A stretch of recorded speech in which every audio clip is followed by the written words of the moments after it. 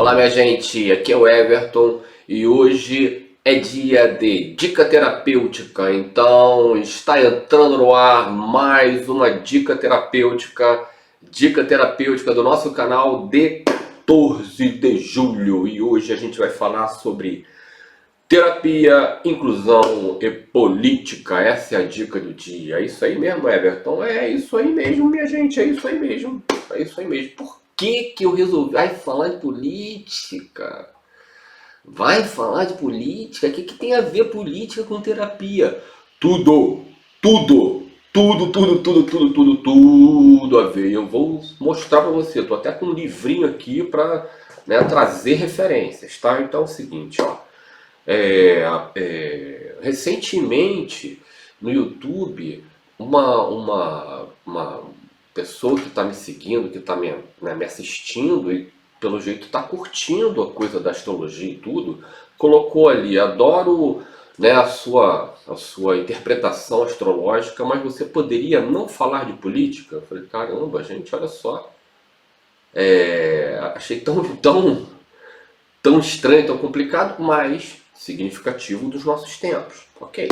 Depois teve um outro comentário, dessa vez acho que foi no Instagram, que uma menina coloca assim: política, estou farta de politicagem. Eu falei: meu Deus do céu, ela tá confundindo política com politicagem. Precisamos falar de política para essa pessoa, tá confundindo tudo, né? E aí, assim, além disso, ou seja, né, estamos aí com, a pessoa falando para eu não falar de política, a outra fala que política é politicagem, tudo isso na minha rede social. Porque eu aqui e ali estou falando de astrologia, estou falando de horóscopo, estou falando de momento, né? Estou falando de momento coletivo. Que momento coletivo que a gente está passando? Não dá para falar, dá para não falar de política? É impossível não falar de política, tá?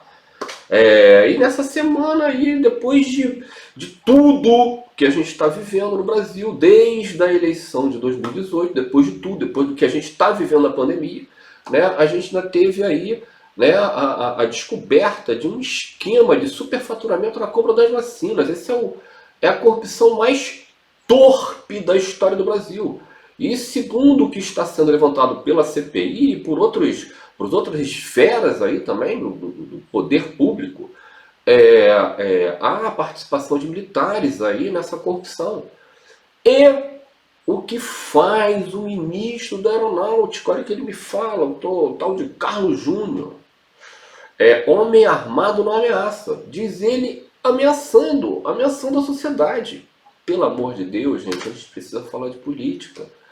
E a gente precisa relacionar, mais do que isso, relacionar política e terapia. Eu vou estabelecer uma relação aqui para justificar porque eu, como terapeuta, como professor de terapia, estou falando de política. Vamos lá. Em primeiro lugar, não dá para não falar de política. Por que não dá para não falar de política? Porque todo ato humano é um ato político. E tudo aquilo que a gente traz de discurso, de construção, de percepção cultural e tudo, né, tudo isso é político.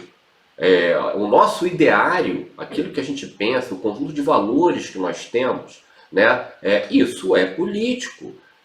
A gente pode definir isso como, olha, a minha ideologia, né, consciente ou não, tenha consciência ou não, né, o meu conjunto de valores, ele pode ser definido em includente e excludente. Então, olha isso, ó. Se todo ato humano é político, tudo aquilo que eu falo é política. Eu estou falando de futebol, é política? A gente está falando de futebol, é política. Você vai torcer pelo Brasil ou pela Argentina na Copa América? Apesar, né, de eu adorar o futebol do Lionel Messi, apesar da seleção brasileira, né, e as camisas da seleção brasileira estarem tão identificadas com viés político excludente, né, apesar disso, eu separo as coisas. Eu adoro futebol, eu já estudei a história da seleção brasileira, tem muita coisa interessante na história da seleção brasileira. A seleção brasileira é um espaço para nossa negritude, é um espaço de inclusão. Então tem muita coisa positiva nessa história, embora ultimamente a camisa da seleção brasileira tenha ficado identificada com um ideário de exclusão. Eu vou torcer para quem? Brasil e Argentina? Eu vou torcer para o Brasil. Eu vou torcer pro Brasil, apesar dessa Copa América ter sido absurda. Vou torcer assim, entre aspas, nem vou assistir, na verdade, mas, tipo, para quem estará sendo a sua torcida? A minha torcida vai estar sendo pro Brasil. A minha torcida é sempre para o Brasil. E é justamente por conhecer política, por conhecer história, que eu sei separar essas coisas. E a gente está precisando separar algumas coisas e agrupar outras em relação a esse tema da política. Então eu estava falando assim, que tudo que a gente pensa é um conjunto de valores, tem a ver com um conjunto de valores. Esse conjunto de valores é uma ideologia, é um ideário. O viés ideológico, tudo que está se falando é viés ideológico. Não tem viés ideológico, tem viés ideológico sim. Né? Quando você acusa, o viés ideológico do comunismo, isso aí é o viés ideológico do direitismo, da extrema direita, na verdade. Né? Do fascismo, de outras expressões aí. Né, que a gente precisa conhecer, né, e para conhecer tem que conhecer política, tem que falar de política. Então, em primeiro lugar, todo ato humano é um ato político, né, e tudo que a gente fala, pensa, tem a ver com um conjunto de valores que pode ser includente ou excludente. Já indo para um lado que é do terapêutico aí na jogada. Na verdade, é dessa dicotomia e desse includente e excludente, né, esse includente e excludente, ele advém, né, dessa dicotomia política que a gente traduz como direita e esquerda. E isso, na verdade, essa dicotomia direita e esquerda, isso não existe. Existe. Para de falar bobagem você. Existe. Direita e esquerda existe. Por que que existe? Porque isso advém da dicotomia básica que funda o pensamento social, que funda a teoria social, que é indivíduo e sociedade. Então, né, o pensamento político de direita, ele dá primazia ao indivíduo. Ele dá primazia ao indivíduo, né? O liberalismo se funda nisso, no individualismo. O liberalismo e o individualismo estão juntinhos, bonitinhos. Né? E não tem juízo de valor, não estou dizendo que é bom ou ruim isso. Né? Se funda aí, né? No indivíduo e sociedade, você tem ali o viés do individualismo. O viés do individualismo é um viés de direita. E tem uma expressão de exclusão muito forte ali nele. Né? Mas vamos lá, não se extingue nisso. Né? E já o indivíduo e a sociedade. Aquele pensamento que dá primazia à sociedade, que fala, a sociedade é mais importante, a sociedade vem em primeiro lugar. Esse pensamento aí estrutura o pensamento político da esquerda. Então a dicotomia que funda o pensamento humano, indivíduo e sociedade, ela vai fundar também essa dicotomia entre direita e esquerda. E por que a direita é excludente e a esquerda é includente? Porque quando você está falando do todo, né, da preponderância do todo perante o indivíduo, né, você está incluindo o geral. Quando você está falando da preponderância do indivíduo sobre o todo, você dá direito àquele indivíduo de ter um caminho diferenciado, né, e que pode gerar uma série de exclusões. Também isso não significa juízo de valor, não. Tá? De que uma coisa é boa, outra coisa é ruim. Não significa necessariamente juízo de valor. As consequências disso é que vão gerar, né, essa situação aí do que é bom e do que não é bom. Tá? Aí vamos lá. Então é isso, todo ato humano é um ato político. Tudo que a gente fala, tudo que a gente pensa tem a ver com o conjunto de valores que a gente tem. Esse conjunto de valores está ligado no pensamento social. Né? A gente tem ali a primazia do indivíduo da sociedade. Às vezes você pode, se você é inconsciente sobre o que você pensa, você pode oscilar sobre uma coisa e outra que nem maluco. Né? É que nem a trajetória de Ciro Gomes, que sai da arena para a esquerda e aí depois sabe-se lá onde é que ele está agora. Né? É meio por aí, é se perder no meio do caminho. Então a gente tem aí, juntamente com essa definição aí de sociedade, com essa definição de política, né, um caminho que para trazer para a gente o tema da inclusão e da exclusão. Aí, né, como estou te falando, isso tem a ver pra caramba com a terapia. Mas antes de enveredar, vocês sabem que eu sou terapeuta, por que eu falo de política assim? E fico tirando onda ou cagando regra? Eu não estou cagando regra, não. Mas eu fui um estudante, eu me formei, né, eu tenho uma formação pela Universidade Federal do Rio de Janeiro em Ciências Sociais. E quais são as ciências sociais? As três grandes ciências sociais são a sociologia, a antropologia e a ciência política. Eu me definia como antropólogo, eu me formei, me dizia que eu era antropólogo. Eu fiz mestrado, cheguei a entrar para um doutorado e me via construindo um saber a partir de uma perspectiva antropológica. Mas na minha formação, né, na formação na UFRJ, você tinha um contexto de matérias gerais. Aí eu fiz Introdução à Ciência Política 1, 2, 3, todo mundo tinha que fazer, Sociologia, Introdução à Sociologia 1, 2, 3, e mesma coisa com Antropologia. Né? Aí depois de 4 semestres, você vai para a formação, né, profissional ali, então você vai fazer suas escolhas. Eu podia ter me inscrito em mais cadeiras da antropologia, esse era meu direcionamento na época, mas quando você conhece a sua universidade, eu conhecia professores brilhantes de política e queria fazer aula dele. Melhor que fazer uma aula, né, ruim só porque era um tema antropológico. Claro que aqueles temas mais importantes para mim, que eu tinha mais interesse, eu acabei fazendo em antropologia. Mas eu fiz matéria, na verdade a minha formação foi uma formação como cientista social. Então eu tive muita aula de sociologia, muita aula de política e muita aula de antropologia. Né? Além disso, né, as ciências sociais, ela dialoga com todas as ciências humanas. Né, a gente aprende muito história, muita filosofia, né, economia e até um pouco de psicologia também. Então, que eu acho que isso é uma coisa que falta um pouquinho mais nessa formação. Freud é importante, aí Freud também tem uma teoria social. Bom, mas vamos lá. Entre outros, Reich, que é discriminado pra caramba, tenta unir a teoria freudiana e Marx, mas isso fica para um outro papo aí da gente, tá?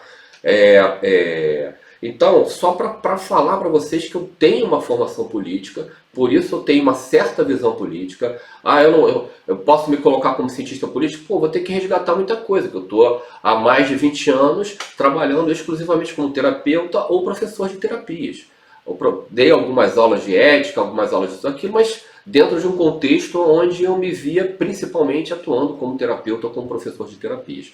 Então, se eu fosse, por exemplo, vai fazer um programa de política, não tenho nenhum projeto sobre isso, não é o meu interesse, mas se eu tivesse que fazer, eu tenho uma base.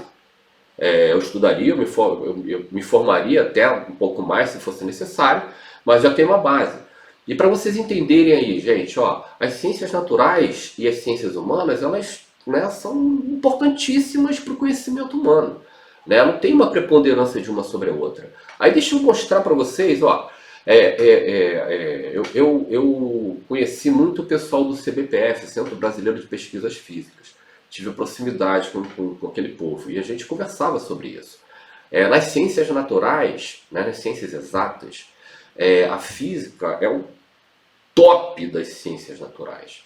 É mais difícil, é mais, né, interessante, é incrível. O correlato da física nas ciências humanas, então você tem ciências, né, exatas e ciências humanas. O correlato da física nas ciências humanas é a filosofia. Filosofia é difícil pra caramba, gente. É muito difícil, porque para você dominar o autor, em primeiro lugar, você tem que conhecer o pensamento filosófico como um todo, que é o pensamento humano. E aí você dominar um autor, você tem que conhecer toda a história, contextualizar esse autor, conhecer tudo sobre esse autor e suas interlocuções básicas, todos os autores com quem ele estava dialogando, com quem ele estava falando. Marx fala com Hegel, né, com Feuerbach, com Proudhon. Você tem que conhecer todo mundo ali, conhecer aqueles diálogos, conhecer aquelas linhas. Então é muita coisa. Você tem como a gente tinha no IFIX, tinha o Emanuel Carneiro Leão, brilhante, o cara era gênio em Heidegger. Heidegger foi o maior pensador do século XX. É o cara que estruturou o nazismo ideologicamente. Essa é a verdade.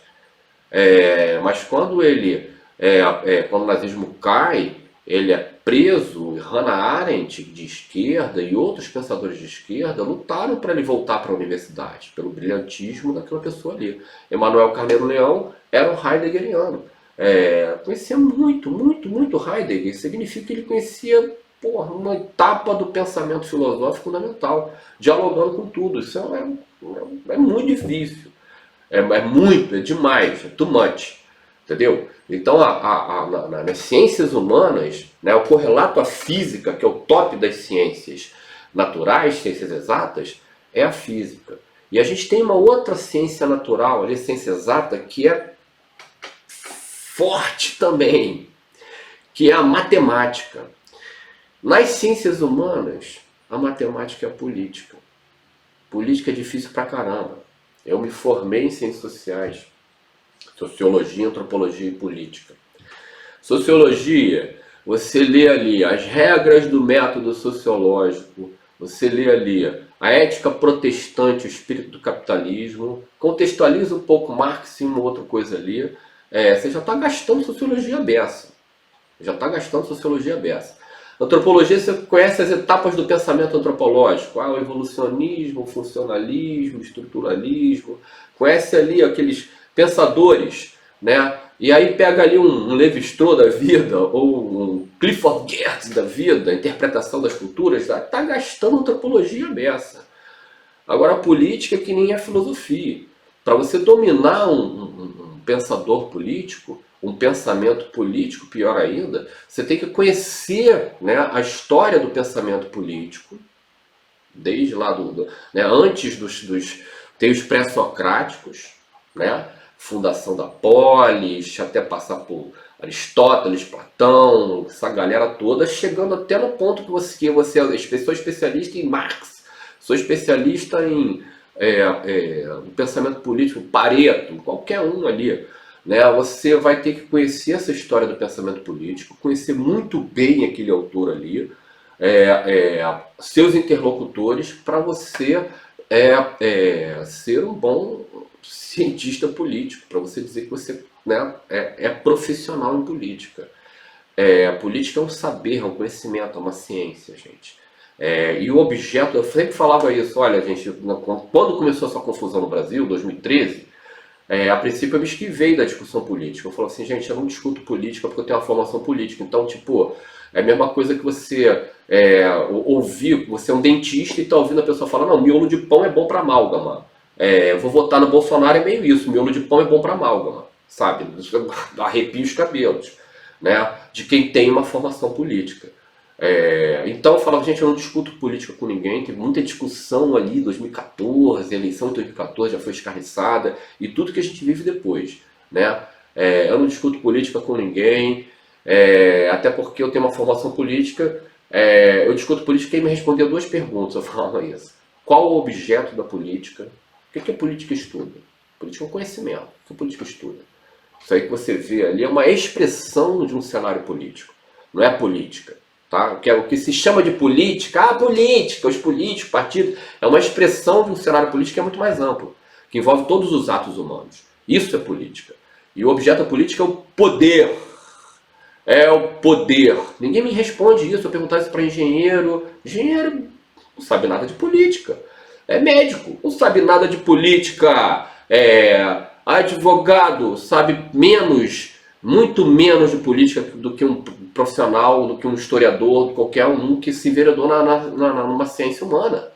O direito é uma ciência humana, mas teoria geral do Estado, direito constitucional, não te dá a garantia de você compreender, ter compreensão do que é política. Então eu perguntava para meus amigos advogados, médicos, ninguém sabia me responder qual é o objeto da política. O objeto da política é o poder. Como o poder se estrutura numa certa sociedade. É isso que estuda a política. E vamos olhar um pouquinho brevemente para o Brasil, a história do poder no Brasil, como é que é? Nós não temos uma história democrática. O Brasil foi colonizado. O Brasil foi colonizado, foi constituído com base na exploração. E muitas famílias, né, estão aí explorando o Brasil, né, de uma forma... O Brasil foi o último país a abolir a escravidão. A gente tem escravidão infantil, a gente tem todo tipo de coisa nesse sentido aí. As relações, o capital-trabalho aqui são terríveis. A gente não tem uma história democrática. Isso a gente precisa saber, a gente não sabe. O Brasil tem ilhas de democracia. O Brasil tem ilhas de democracia numa história, ao longo de uma história antidemocrática. A gente só sabe disso se a gente conhece história, se a gente conhece política, se a gente conhece, se a gente tem conhecimento. Conhecimento é fundamental. Prosseguindo, minha gente. Então, né, o objeto da política é o poder. Nossa história não é uma história democrática. Direita e esquerda reproduz aquela coisa ali do indivíduo e da sociedade, e é daí que se advém ideologias de exclusão e ideologias de inclusão. Terapia é inclusão. Terapia é inclusão. Bota isso na cabeça. Ainda mais terapia holística. Por quê? Olha só. Vou mostrar uma coisa para vocês aqui, ó. Esse é um livro que eu li em 1995. Eu li, né, tive que estudar muito. Foi fundamental na minha dissertação de mestrado. Está lá citado por mim. É um livro incrível do antropólogo social francês chamado Louis Dumont. É O Individualismo, uma perspectiva antropológica. Ele vai dizer o seguinte, ó. Uma perspectiva antropológica da ideologia moderna. Ele fala assim, a ideologia moderna ela é dividida entre individualismo e holismo. É isso mesmo. Individualismo e holismo. O individualismo é um conjunto de valores que dá primazia ao indivíduo nas escolhas. E o holismo é um conjunto de valores que dá primazia ao todo social na questão das escolhas e da construção de uma percepção de sociedade.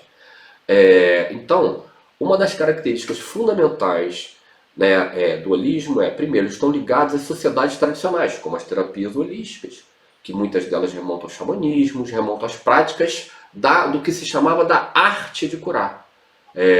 Então, o holismo ele é englobalizante, ele é todo includente. O individualismo ele tem que ser excludente. Ele tem que, quando ele se pauta na singularidade, isso é um tipo de individualismo, que é o individualismo de Simmel, o individualismo qualitativo, isso é Georg Simmel, indo além aí nessa percepção dessa ideologia do individualismo, né? Esse individualismo na singularidade ele tem que ser excludente, tá certo, num certo sentido desse pensamento, né? De cada indivíduo tem as suas habilidades, suas, né, características singulares.